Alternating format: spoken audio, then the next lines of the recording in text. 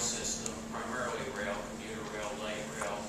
And you can see the Eagle P3, if you can see that line going off to the right to Denver International Airport. That's a 23-mile line to the airport.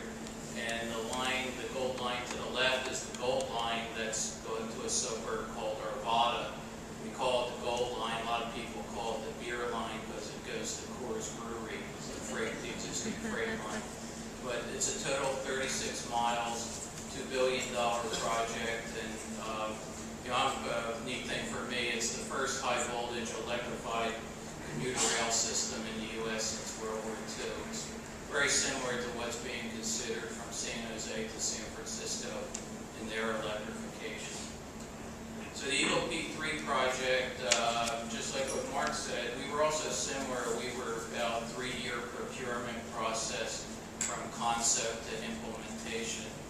And I'll go through the timeline a little later, but it's the first full transit P3 in the U.S., at least that I know of. It's part of FTA's Pen-to-P program that provides some benefits. There were 3 agencies originally in that program. We're the last one standing in that. And the specific delivery method is design, build, finance, operate, maintain. Originally it was a 46-year term, 6 years design, build, and 40 years operation. And fortunately our bids came in so low that we were able to actually shorten that period, which provided some benefits to us. So it's now a 34-year term. We did that after award. It's an availability payment model, so there's no ridership risk for the concessionaire. We got a pretty clear message that teams weren't really interested in bidding if they had to take ridership risk. So we'll pay over that period of 34 years, primarily by availability payments, which are a pledge of our sales tax. The contract includes incentives and penalties, so that availability payment can be docked by as much as 25% if the concessionaire does not meet specific performance requirements. Obviously, that was a big concern in the region, was that we're not turning this over to an entity that can't provide good service. And we retain ownership of the assets at RTD. Again, that's been a big concern on P3s. And because there's no revenue ridership risk to the concessionaire, RTD controls the fare level. So we heard loud and clear that our board and the public was very concerned that a private entity would be able to set fares in an unlimited manner. So that's something we control. We did our contract based on performance requirements rather than a detailed spec. And we have a very, I think, very good risk-sharing model. We did not assign all the risk to the concessionaire. That basically would have cost us too much in the bids. So through a lot of discussion with our team, our advisors, and the concessionaire bidder teams, we have a risk-sharing model where in areas where we're best able to manage the risk, we take on that risk. Again, I mentioned it's a 3-year timeline, and I'll just go quickly through this just to show you some of the steps that were taken. We initially started to consider P3 when cost increases and lower sales tax revenues made our ability that we couldn't deliver the Fast Tracks program as was originally committed. So we looked at P3 as a funding mechanism that will help solve that partway.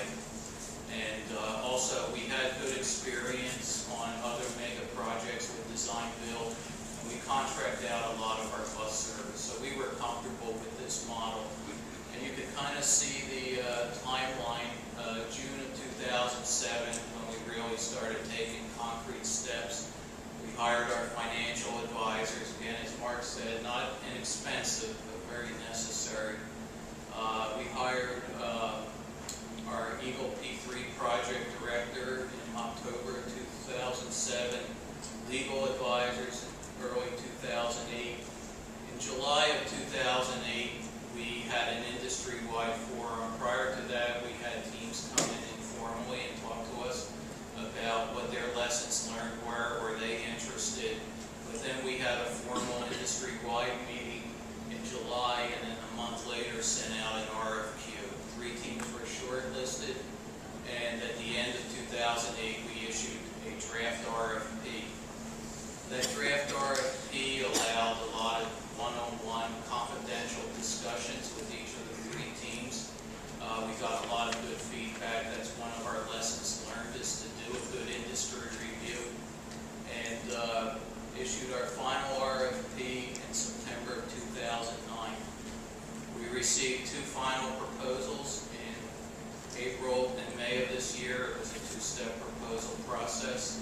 a very public process. We had, it was public and then it was not public. We had a team of about 70 people reviewing various aspects of the proposal. We also had our stakeholder cities along the line review it independently and give us feedback. And we did a best value selection. Financial considerations were 60% and various technical factors were 40%. Low bid from Denver Transit Partners came in $300 million below our estimate. We took the recommendation to award that contract to DTP on June 15th, and our board approved it that night. And again, we moved very quickly. We had commercial close in July of 2010, and financial close, we used private activity bonds. That was a major endeavor because, you know, we launched this in the middle of the financial meltdown. We were told that that was a bad thing to be doing at that time. But our bonds were oversubscribed. They were private activity bonds or tax-exempt bonds, so they sold very well. We had a really nice groundbreaking ceremony at the airport on August 26th. And right now we're writing a lessons learned report that we'll put on our website about the procurement. We got a lot of insight on this process, and by July of 2016 all the lines will be in service. And if you come to Denver in December of 2015, you'll be able to take their train to downtown from the airport. So overall, we're very pleased with the P3. I got to tell you, a lot of people came to us and told us we were crazy for doing this, that it would never work. But we had a lot of support from our general managers. We had a great team working on it. We're very pleased with it. If anybody considering a P3 would like to get some more information from us, myself and my team would be happy to share that with you. So thank you. It's really a pleasure for me to present you a real case of PPP applied to a high-speed line in Spain and France. I present you, first of all, our group, the ACS group, is a construction and services group from Spain that works actually in a lot of countries, in USA also. For instance, we have a concession in Florida, a motorway, and I'll try to explain you that case, but I think it's interesting in the area of high-speed drive. It is the project for the link between Spain and France, between the Spanish network of high speed and the French one. It was awarded by the government of Spain and France jointly and severally. It's a very real concession that includes design, build, finance, operate, and maintain. It's designed for a mixed flow traffic with high-speed passenger trains at 350 kilometers per hour and freight trains at 100 kilometers per hour. With a complete traffic risk transferred to the concession company, and which has a mixed financing system with public subsidies and resources from the shareholders of the concession company and private bank debt. You can see at the figure the actual network high speed in Spain in operation and our link between France and Spain.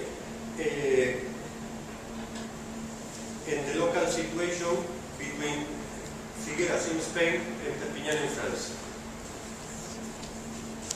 The main general characteristics are near 28 miles of new dual track, 8.2 kilometers twin tunnel across the Pyrenees, the maximum commercial speed 350.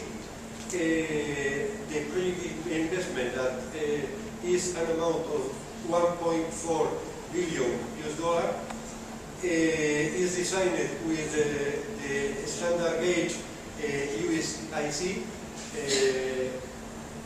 with a distance between tracks of 4.8 meters, and the track is on ballast in the normal zone and on slab in the tunnel.